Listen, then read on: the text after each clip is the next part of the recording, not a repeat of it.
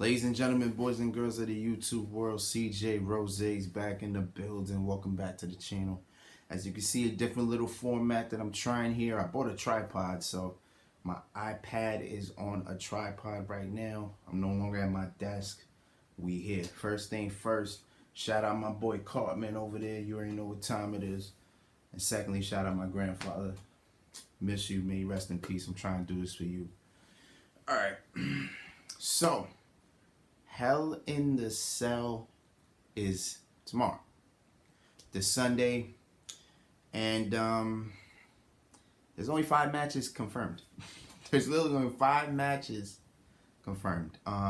That's weird, but literally this has probably been the weirdest year for wrestling, period. So you gotta take it for what it is. So let's go over these 5 matches. All right. So the first match I'm gonna go through is Otis versus The Miz, 1-on-1 for the Money in the Bank contract. Okay, so this is probably one of the few first times that somebody's won Money in the Bank and we have no clue or idea when they're ever gonna cash it in. Yeah, there's a few times. I remember Rob Van Dam being one of them, but he was the only person. No, he's not the only person.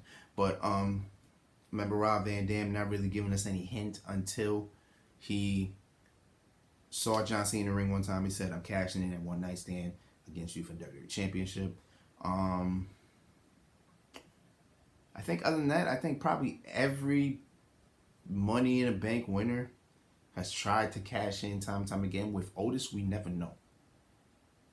But that's not the point of this match, because quite frankly, there is no point to this match, because what is this? Like, okay, you move The Miz and John Morrison to Raw. Okay, cool. Why are The Miz and Otis still feuding? Because Otis is on SmackDown. So Otis is on SmackDown. You got The Miz and Morrison on Raw. Well, The Miz at this case is on Raw. Why are they feuding? What is the point of this match? Like, leave Otis alone. Just build up Otis.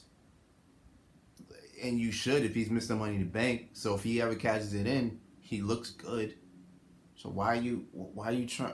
What is the point of this? I'm confused. I'm lost. Like, what is this? So they've been going at it for about a month and a half, probably longer than that now. I don't really see a point in this match. This feud has been pointless, truthfully. So Otis should win, and he should retain his Money in the Bank and go about his life. The Miz should too, seeing as how you're on Raw. Why are you worried about a SmackDown superstar? It's just something I don't understand. So I'm just gonna keep moving. I'm just keep moving, because there's no point to talk about this match. I talked about it for too long. Talked about it for a minute and a half. It makes no sense. Let's just keep moving. Another match that makes no sense, story context wise, but I kind of get where they were going with this. But then when you really think about it, it makes no sense. And I'm talking about Elias versus Jeff Hardy. Jeff Hardy, my guy. I hate how he got drafted to Raw. It got me annoyed because I'm a SmackDown guy. And I love Jeff Hardy, one of my favorite wrestlers of all time. He got drafted to SmackDown. Drafted to Raw. It's annoying. It's frustrating the hell out of me. Now, his first big feud, or his first feud, I guess, on Raw will be against Elias. The last time we saw Elias, he was getting into a stretcher, or he was on a stretcher, getting sent to the hospital because he was in a car accident, which also involved Jeff Hardy. That was, what was that, May, June? Advanced to now, Elias wants revenge on Jeff Hardy because he feels he was the reason Elias was in that car accident. Now, here's what confused me, right? Elias's reasoning to why Jeff Hardy did it is because he, of course, you know the description was a person with red hair and a red beard. Now, granted, Jeff Hardy has colors in his hair, yes. Number one, not only did he not have red hair at the time, but he doesn't have a beard, nor was it ever red. So what is the point of this match again? Like, what is the... Like, I get where they were going with it, but there's holes in it. Okay. There's nothing I can say. There's nothing I can do.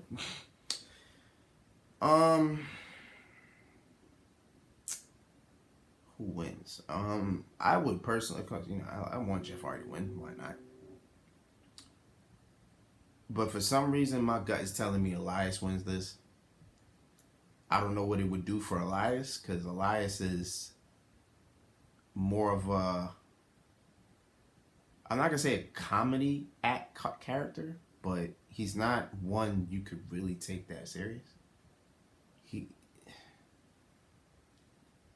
So I don't know. Even if Elias wins, where does it take him? You know what I'm saying? So I don't know. I want Jeff Hardy to win, but I feel like Elias will win, so it's just a ladder at this point. So I don't know. I'm gonna move on. We're gonna move on. Let's move on to the matches that make sense. And all three of them happen to be all the matches inside Hell in a Cell. So I'm gonna start off with Drew McIntyre versus Randy Orton 3 for the WWE Championship in the Hell in a Cell. I will admit, the last 2 matches they had, I picked Randy Orton to win. Because Randy Orton, it just feels right to pick Orton because of what he's done this whole year. To now,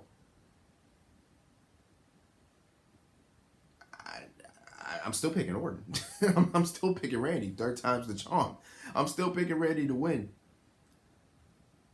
But for some reason, I think Drew McIntyre is winning this match. This is Drew McIntyre's very first time in the Hell in a Cell versus Randy Orton's 5th. And his record in Hell in a Cell, his 6th. 6th. And Randy Orton's record in the Hell in a Cell, negative at the moment. 2-3. He's lost to Mark Henry, John Cena, and The Undertaker. Beating also John Cena and Sheamus.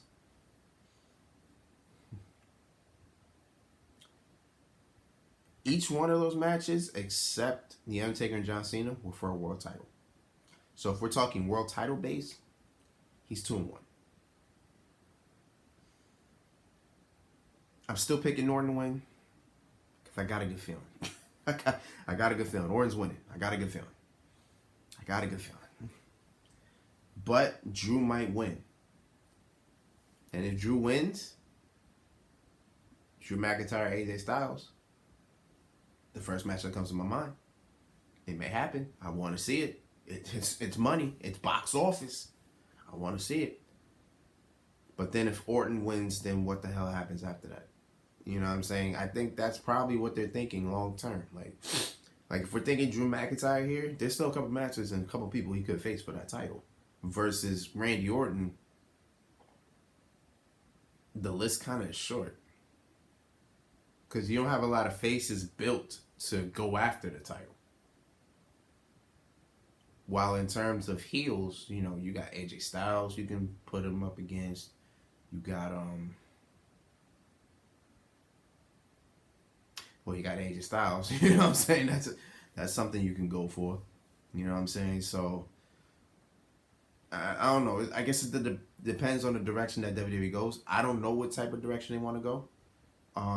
Because if they wanted to go Orton, then he should have won at SummerSlam and called it a day. But then I think they would have been too easy. So, I don't know. I guess we'll see. I got Orton winning. I want Orton to win because it just feels right. But Drew McIntyre may win for long-term basis and long-term reasons. And yeah, it's October. 2 more months in the year 2021. Then we gotta think about new challenges and everything like that. Who we building up to? So I guess we'll see. But I got Orton winning. But I think Drew McIntyre is winning. Yeah. Yeah. All right, next matchup. Bayley versus Sasha Banks for the SmackDown Women's Championship. We're talking a 3-year a 3 years in the making that took this long for this rivalry to finally begin. Now, granted, they had their rivalry in NXT, but this is the main roster. This is WWE, and in WWE cases, it took 3 years just to get here. Now, here's the problem. It may have taken 3 years, but it's in a match that is very hard to get around. Now, I've heard one idea of how they can get around this. The idea is, if you remember Triple H versus Stone Cold Steve Austin, 3 Stages of Hell in No Way Out 2001, which was a hell of... If you haven't seen that match, you need to see that match. That match was crazy. Go on the WWE Network, No Way Out 2001, Triple H, Austin, 3 Stages of Hell. Whew. That's one of the most underrated matches in the history of the game. I don't care what anybody says. Nobody talks about it. You need to talk about it. That's a hell of a match. But how it ended was Stone Cold hit Triple H with a chair, right? But Triple H, since Triple H got hit with it, but he had a sledgehammer in his hand, he dropped with the sledgehammer. I think that's how it went. He just fell on Austin, and Triple H won like that. So if they have it where Sasha hits Bayley with something, and and then Bayley has something, and then she falls and hits Sasha while she's landing, and then lands on Sasha and gets the pin, then that's fine. You know what I'm saying? That's a way to go about it, and I don't mind that finish. But for me personally, I just want Sasha to win because it works. You know what I'm saying? It's why not? Like, Sasha gets her revenge, but then again, Simon Miller did say this. If they do that, then it's almost like the rivalry kind of ends after that. Like, what do you do? It's bad enough it's bad enough in the first match. The first match that you have this is in a match that technically is supposed to be the finale. You know what I'm saying? The beginning of a rivalry starts in a match that's supposed to be the finale. That's so weird, you know? So you got to find a way around that. And I guess that's probably the best way you can go about it, is they both collapse and Bayley somehow lands on Sasha and she gets the pin. That's probably the only way you can do it. That's probably the only way I see it getting done. So why not? Damn, I'm so, I want this person to win, but I get a feeling this person's gonna win. That's my mindset in all of these matches. So yeah, I want Sasha to win, but I feel Bayley's gonna win in order to extend and look towards the future. Because I wanted Bayley Sasha at Mania, and I thought that's what they were gonna do, but they ain't do it that way. So I guess do it that way and call it a day. All right. You know what I'm saying? No problem. Let it be. All right. So that's that. On to the final match. It's not going to be in the main event. Probably won't be. Maybe it will be. I don't know how they're going to do it. But Roman Reigns defends the Universal Championship against Jey Uso in an I Quit match inside the Hell in a Cell. So this is the first time a match will be contested inside of a match, or a specialty match will be confined inside of a specialty match. So that's interesting. So at Clash of Champions, Jey Uso died. He died a horrible, painful death. Some way, somehow, on SmackDown, he revived. Perfectly fine. I mean, he you saw the battle, you saw the battle wounds, but at the same time, he was still walking. He was still breathing. That's a problem. And that was a problem for Roman, who literally is telling this guy,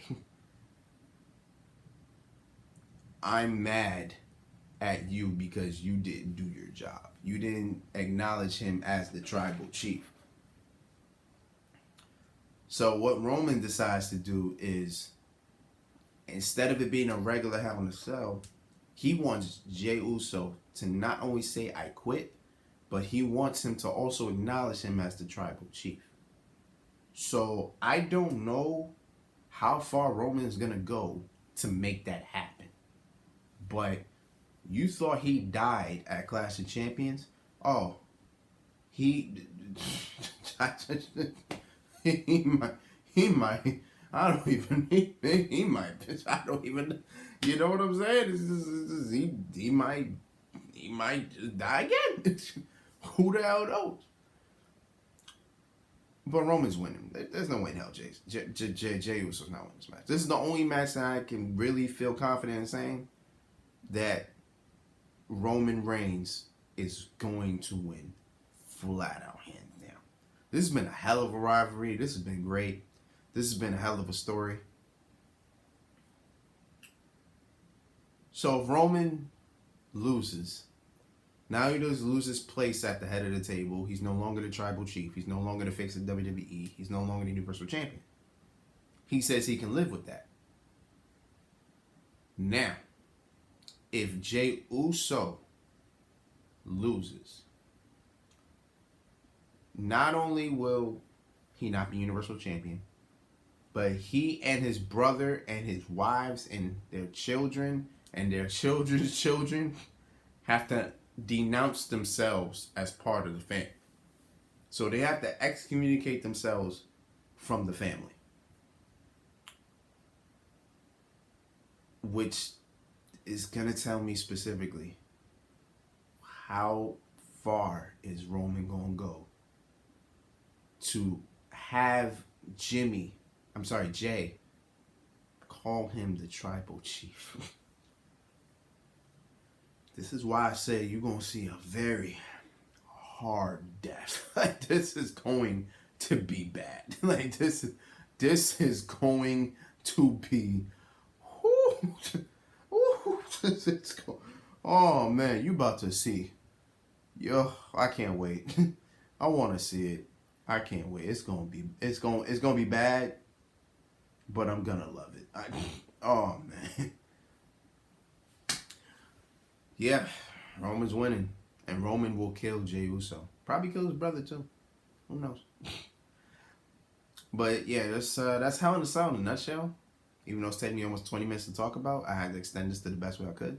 Because there's only 5 confirmed matches. I don't know what the hell they're going to do. I get a feeling these Hell in a Cell matches are going to be long as hell. Each one of these Hell in a Cell matches is going to be almost 30 minutes. It has to be. Because you only have 5 matches booked. So what the hell are they going to do? They have to extend. They have to do something. And that's what they're going to do. I'm getting a feeling. So as I said, Hell in a Cell is tomorrow. You will see me Monday with the review. I'm going to talk about it. That's all I got. Until then, it's been Rose, man. Thank you for watching. Thank you for all the love and support as always. Hope everybody good. Hope everybody straight. Like, comment, subscribe. You know how I do. I don't say it often. But I hope that you enjoy what I do. But until next time, peace, love, 100. You heard?